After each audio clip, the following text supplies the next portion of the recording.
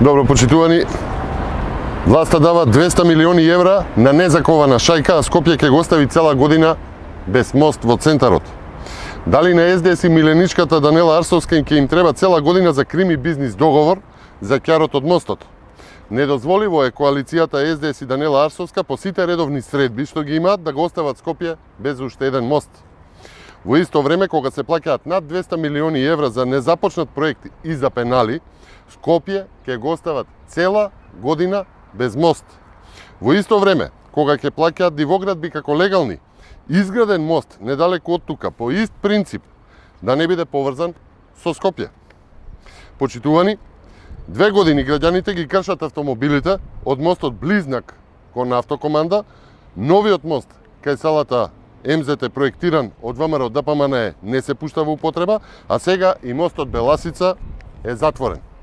Половина Скопје, од центарот на Скопје до крајот на Скопје нема нормален мост. После мостот тука кај Ману, следен, што е во редовна нормална функција, е мостот кај Јурумлери.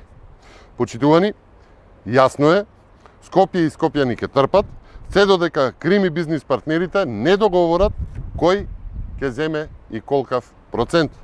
Секој ден одложување на санацијата на мостот Близнак, но и пуштањето на новиот мост е криминален резултат на Данела и директорите од СДС, од ДУИ и од Левица.